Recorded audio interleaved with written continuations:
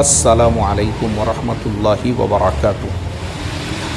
इस्लाह मुआशरा foundation के office से हमारी सवारी आज 3 जुलाई 2021 को रवाना हो रही है हैदराबाद के लिए, और माशाअल्लाह ऑटो रिक्शा हुना का मौजूद। अस्सलामु अलैकुम। चलिए जी। अच्छा, क्या बोला? आराम से जाऊँ मैं बोला। हाँ ठीक है, चलेगा। ये रास्ता, ये वो रास्ता है, ये वो रोड है जहाँ पे 24 घंटे जो है ट्रैफिक होता है। और आज आप देखिए 5:30 बज रहे हैं और 5:30 बजे के वक्त में भी ये पूरा रोड आपको सुनसान नज़र आ रहा है। ये रेलवे स्टेशन का रास्ता है। उमूमन यहाँ पे भीड़ होती है, उमूमन लंबी लंबी लाइनें होती है गाड़ियों की। और आज आप देखेंगे तो देखो ना, ये लॉकडाउन की वजह से, कोरोना की वजह से रोडों रास्तों का ये हाल हो चुका है कि बड़े बड़े रास्ते सुनसान पड़े हुए हैं। और फिर अभी नया वेरिएंट आ गया, बोले डेल्टा वेरिएंट। तो डेल्टा वेरिएंट आने से लॉकडाउन जो खुल रहा था, वापस से गवर्नमेंट ने उसके रिस्ट्रिक्शंस को लागू करना शुरू कर दिया। फिर दोबारा से सन्नाटा छा गया। देखो ये पूरा रोड दूर तक, ये रेलवे स्टेशन का रोड है और 5:30 बजे का टाइम है। आप देख सकते रेलवे स्टेशन के सामने का क्या हाल है। ये सारी जगहों पर लाइन होती है। ये रिक्शों का ऑफिशियल पॉइंट है रेलवे स्टेशन के अंदर। मुश्किल से 2 रिक्शे खड़े हुए हैं, पूरा पॉइंट खाली पड़ा हुआ है। लेकिन मुझे कुछ चीज़ें अच्छी लगी स्टेशन पहुंचने के बाद, कि स्टेशन के सारे दरवाजे और सारे गेट इन्होंने बंद कर दिए हैं। सिर्फ एक गेट से स्टेशन में एंट्री कराई जा रही है, वो भी उन लोगों की जिन लोगों के पास में रिज़र्वेशन है या जिनका टिकट है। जिनका रिज़र्वेशन या टिकट नहीं है, ऐसे लोगों को भी स्टेशन के अंदर एंट्री नहीं दी जा रही है। और साथ में जो है सारे सामान को भी सैनिटाइज़ किया जा रहा है। तो ये अच्छा इंतज़ाम है। मैं समझता हूँ ये 12 महीने होना चाहिए। ऐसे ही मास्क चेक किए जा रहे हैं और जगह जगह पे जो पुलिस वाले हैं वो खड़े हुए हैं। तो पुलिस जो है ना जगह जगह पे चेकअप कर रही है, यानी चेकिंग कर रही है आपके पास में मास्क है या नहीं। अगर मास्क नहीं है तो 1000 रुपये फ़ाइन है। इसलिए जो लोग भी स्टेशन वगैरह पे जाने वाले हैं वो 2 बातों का ख्याल रखें। एक तो प्रॉपर टिकट हो या रिज़र्वेशन का SMS आपके पास में होना चाहिए।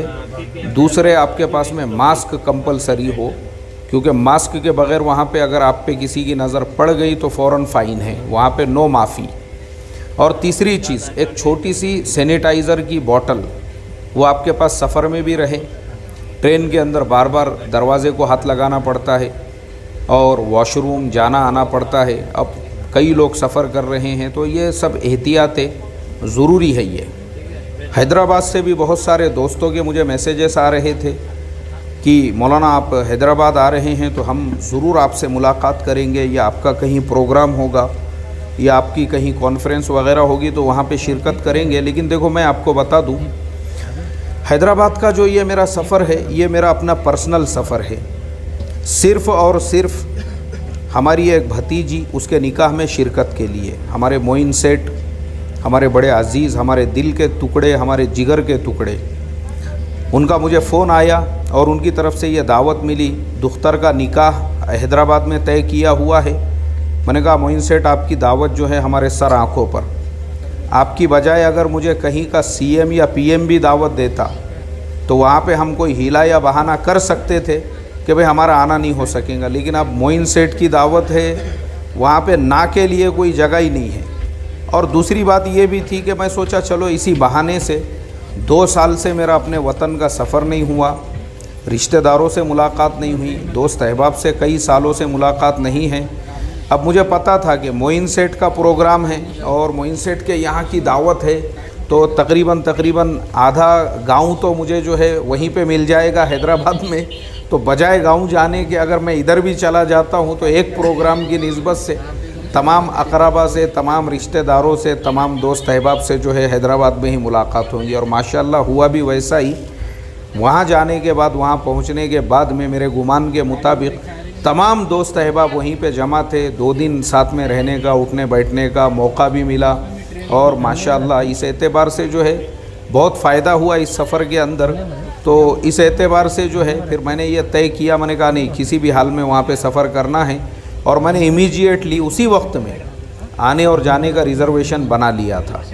मैंने कहा कि रिस्क नहीं ले सकते, फ़ौरन रिज़र्वेशन। और एक दिन की, चूँकि मंडे को भी एक प्रोग्राम था वलीमे का, इसलिए मैंने मंडे की भी एक छुट्टी पहले ही उसका एप्लीकेशन दे के दूसरा काम फ़ौरन ये किया कि आने जाने का मैंने जो है रिज़र्वेशन बना लिया। और अल्हम्दुलिल्लाह इससे फ़ायदा भी हुआ, रिज़र्वेशन बनाने से इत्मीनान से मेरा सफ़र भी हुआ। और चूँकि दूल्हा दुल्हन कोर्स हम पढ़ाते हैं ऑनलाइन, तो माशाअल्लाह रिज़र्वेशन होने की वजह से पूरे डब्बे में जो है सन्नाटा छाया हुआ था। तो पूरे इत्मीनान के साथ में मैंने अपने दोनों क्लासों के जो बच्चे हैं उन लोगों को ऑनलाइन सबक भी पढ़ाया सफ़र करते करते। और माशाअल्लाह वापसी में भी हमारा जो है सफ़र हुआ, वो ये सबक हुआ बच्चों का, वो मैं इंशाअल्लाह आपको आगे सारे डिटेल्स बताऊंगा। लेकिन ट्रेन में अल्हम्दुलिल्लाह इत्मीनान बख्श जगह मिल गई और हमारी ट्रेन जो है वो हैदराबाद के लिए अल्हम्दुलिल्लाह रवाना भी हो गई। और नमाज़ों का भी अल्हम्दुलिल्लाह पूरे एहतमाम के साथ में, यानी असर की नमाज़ तो मैं पूना में ही पढ़ चुका था। अब मसला था मगरिब और ईशा का, तो मेरी नीयत यही थी कि दौड़ में मगरिब हो सकती है आसानी से और ईशा जो है वो सोलापुर में पढ़ लेंगे इंशाअल्लाह। उसी गुमान के मुताबिक मैंने अपना ये जो है सारा प्रोग्राम तरतीब दिया था कि नमाज़ों का भी पूरा एहतमाम हो और सफ़र भी जो है पूरा इत्मीनान बख्श हो। तो अल्हम्दुलिल्लाह रिज़र्वेशन का ये एक फ़ायदा भी हुआ, बेनिफिट भी मिला। और मेरे अतराफ़ में, मेरे सामने की तीनों सीट पर, मेरे पड़ोस में, मेरे बाजू में तमाम क्या तमाम जो है हमारे बिरादरान वतन नौजवान थे सारे। तो उन लोगों ने जो है मुझसे कहा कि आपकी ऊपर की अगर सीट है कोई मसला नहीं है, आप बिल्कुल नीचे आराम कीजिए। हालांकि ये जो विंडो सीट है जहाँ पे बैठ के मैं ये शूटिंग कर रहा हूँ, जो मालगाड़ी आप देख रहे हैं, ये मेरी सीट नहीं है। लेकिन वाकई में भी उन बच्चों ने जो रिस्पेक्ट मुझे दिया, जिस तरीक़े से मुझे जो है खाने की भी पेशकश की रात में, और इसी तरह से पानी, चाय वगैरह सारी चीज़ें, तो ऐसा फ़ील हो रहा था मुझे कि मैं सफ़र नहीं कर रहा हूँ बल्कि सैर व तफरीह के लिए निकला हूँ। अल्लाह उन तमाम नौजवानों को बेहतरीन जज़ाए खैर अता फ़रमाए। और फिर उसके बाद में जैसे ही सुबह सुबह हैदराबाद शहर के अंदर हम पहुँचे तो हमारा जो इस्तकबाल है वो फ़ज्र की अज़ान की आवाज़ से हुआ। चारों तरफ से बस फ़ज्र की अज़ान, और ये देख के तो बड़ी खुशी हुई। हम प्लेटफॉर्म पे उतरे, ऊपर हम लोग चढ़ रहे थे, तो एकदम मुझे जो है अज़ान के साथ साथ मस्जिद के ऊपर नज़र पड़ी। मैंने कहा यार इससे ज़्यादा अपने लिए अल्लाह तबारक व तआला की तरफ से बशारत और क्या हो सकती है, और अपने लिए इस सफ़र की बेहतरी क्या हो सकती है कि फ़ज्र की अज़ान के साथ साथ अपना जो है हैदराबाद शहर के अंदर इस्तकबाल हो रहा है। माशाअल्लाह तबीयत बाग बाग हो गई। और एक मस्जिद की आवाज़ नहीं। फिर मैं रेलवे स्टेशन के सामने आया तो लगा कि यार अब हम हैदराबाद पहुंच चुके हैं, यानी जो हैदराबाद की शान है और हैदराबाद की जो पहचान है और हैदराबाद का जो वज़न है, वाकई में भी स्टेशन के बाहर पहुंचने के बाद भी जिस तरीक़े से रेलवे स्टेशन बना हुआ है, दोनों तरफ से मनारे मुसलमानों की अज़मत व सतवत का ऐलान कर रहे हैं, और बाजू में उर्दू के अंदर बड़े हरूफ में हैदराबाद लिखा हुआ है। और जिस तरीक़े से निज़ाम शाही दौर की ये जो यादें ताज़ा हो जाती है इस रेलवे स्टेशन को देखकर, तो लगा मुझे कि वाकई में भी हम हैदराबाद शहर अब पहुंच चुके हैं। जो चारों तरफ से मस्जिदों के अज़ानों की गूंज ने हमारा इस्तकबाल किया, और हैदराबाद रेलवे स्टेशन की ये जो पुरानी इमारत है, निज़ाम शाही दौर की, जो याद ताज़ा कर देती है। बड़ी खुशी हुई दिल की गहराइयों से। अब चूँकि साथियों से मेरी बात हो गई थी, हमारे ज़ुबैर शेख साहब और मौलाना अबू बकर साहब, ये अपने दोस्त अहबाब के साथ जो है ज़ुबैर शेख साहब ने कहा था कि मैं ख़ुद आपके इस्तकबाल के लिए स्टेशन पे पहुंच रहा हूं और वहीं पे मुलाकात वगैरह भी होंगी, क्योंकि मैंने ऑलरेडी पहले ही वीडियो डाल दिया था कि देखो मैं स्टेशन पे उतरने से लेकर तो तकरीबन 10 से 11 बजे तक का वक्त मेरा फ़ारिग और ख़ाली रहेगा। जो लोग मिलना चाहते हैं तो उस वक्त भी मिल सकते हैं, फिर मेरी मसरूफ़ियत रहेंगी, और उसके बाद में फिर शायद असर मगरिब तक मैं फ़ारिग ना रहूं। तो माशाअल्लाह वो साथी पहुंच गए थे उन्हीं के साथ हमने जो है फजर की नमाज़ रेलवे स्टेशन की ही जो मस्जिद है वहाँ पे अदा की। और क्या इमाम साहब की क़िरत में मुझे ख़ास तौर पे सूरतुन निसा की उन्होंने तिलावत की, जिसमें कहा कि वो क़ूलू लहुम क़ौलन मारूफ़ा। अल्लाहु अकबर। मैं इंशाअल्लाह फिर कभी इसकी तफसीर बयान करूँगा। देखो यही मस्जिद है वो जो आपको सामने नज़र आ रही है, यही। अल्हम्दुलिल्लाह सफ़र हमारा रवा दवा हो गया मंजिल मकसूद की तरफ, क्योंकि बंजारा हिल्स में हमारा क़ियाम था। ये क्या रेलवे स्टेशन से हम रवाना हुए बंजारा हिल्स के लिए। तो ये बड़ी इमारत मुझे नज़र आई, क्योंकि इससे पहले जब मेरा हैदराबाद सफ़र हुआ था ये ऐसी इमारत नहीं थी। तहक़ीक़ पे पता चला कि ये हैदराबाद मेट्रो है और हैदराबाद में मेट्रो शुरू हो चुकी है। तो फिर मुझे एक बहुत बड़ी स्टोरी और कहानी याद आ गई। हैदराबाद मेट्रो का नाम सुनते ही सत्यम कंप्यूटर, रामालिंगम राजू, उनकी पूरी एक कहानी है। वो मैं फिर कभी एक सबक में जो है बयान करूँगा। सत्यम कंप्यूटर की निस्बत जो है ये हैदराबाद मेट्रो के साथ में जुड़ी हुई है। और रामालिंगम राजू, ये पूरी एक अलग कहानी है, वो मैं फिर कभी इंशाल्लाह बयान करूँगा। सत्यम कंप्यूटर जो कभी शेयर मार्केट के लार्ज कैप में हुआ करता था, और कैसे जो है अर्श से फ़र्श पे एक धड़ाम से एक ही दिन में जैसे सत्यम का घोटाला सामने आया, तो किस तरीके से सत्यम कंप्यूटर बर्बाद हो गया।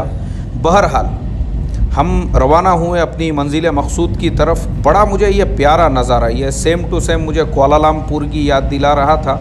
वहाँ पे सेम टू सेम ऐसे ही रोड और रास्ते बने हुए हैं, और ऊपर से जो है वो मेट्रो ट्रेन जो है वहाँ पे चलती है। ये जो गार्डन है, तहक़ीक़ पे पता चला कि ये जो हमारे लेफ़्ट साइड में ये जो गार्डन बना हुआ है, इस गार्डन की ख़ुसूसियत ये है कि ये भी निज़ाम साहब के ज़माने का बना हुआ गार्डन है। माशाअल्लाह क्या खूबसूरत है यार। अभी देखो ना आप, ये हैदराबाद शहर के रोड, रास्ते, मेट्रो, लेफ़्ट साइड में बना हुआ इतना बड़ा गार्डन, ये सब जब हम देखते हैं, देखो ये पुराने ज़माने के ये गार्डन में एंट्री के गेट बने हुए हैं, उस ज़माने के गेट है ये। तो आप अंदाज़ा लगा सकते हैं कि वाकई में भी ये जो हैदराबाद शहर है, इसको देख कर देखो ये ऐसे उस ज़माने के गेट बने हुए हैं। ये गार्डन के अंदर एंट्री के लिए उस ज़माने की ये इमारतें बनी हुई है। अंदर जो इमारत आपको नज़र आ रही है, इसी तरीके से ये सारी चीज़ें जो है ये मुसलमानों ने इस शहर को दी हुई है, मुसलमानों ने। लेकिन यार मुझे अफसोस होता है इस बात के ऊपर कि ये हमारे जो हैदराबाद के जो यूट्यूब के ऊपर चैनल्स बने हुए हैं, वो इतना खूबसूरत हैदराबाद दुनिया को क्यों नहीं दिखाते होंगे। उनका जो हैदराबाद है, उस हैदराबाद में हमारे शरफू भाई का जो हैदराबाद है, शरफू भाई के चैनल पे जिस हैदराबाद को हम देखते हैं, उसमें सब वही गली कूचे, महल्ले और लड़ाई झगड़े, तला खुला, और बस यही सारे मसले मसाइल देखने मिलते। देखो ना, ये मुझे कुछ डिफरेंट ही हैदराबाद नज़र आ रहा है। माशाअल्लाह ऐसा लग रहा है कि यार ये हमारे इंडिया का ही हैदराबाद है ना, इतना खूबसूरत हैदराबाद। वाकई में मैं कई सालों के बाद हैदराबाद आया हूँ, लेकिन हैदराबाद के ये रोड देखकर, ये डिसिप्लिन देखकर, ये रास्ते देखकर, ये यहाँ का डेवलपमेंट देखकर, और ये मेट्रो, और ये देखो बड़े बड़े हॉस्पिटल्स लेफ़्ट साइड में बने हुए, ये जो इमारतें वगैरह है, ऐसा लग रहा है जैसे यार मैं फ़ॉरेन के किसी शहर के अंदर जो है सफ़र कर रहा हूँ। अब तक तो हम खाली शरफू भाई का हैदराबाद देखते आ रहे थे, और वो न्यूज़ चैनल जो यूट्यूब पे है वहाँ के वही हैदराबाद। ये साला कुछ और ही हैदराबाद लग रहा है। तबीयत एकदम बाग हो गई इस हैदराबाद को देखकर। तो इंशाअल्लाह हम हैदराबाद के भी जो हमारे सफ़र के दीगर हालात है आगे भी आपको सुनाते रहेंगे। अब ज़रा हमारी मंजिल पे पहुंचकर थोड़ा सा हम अपनी ज़रूरियात वगैरह सारी चीज़ों से फ़ारिग़ होते हैं। दुआओं की दरख्वास्त है आपसे भी। अस्सलामु अलैकुम व रहमतुल्लाहि व बरकातुहू।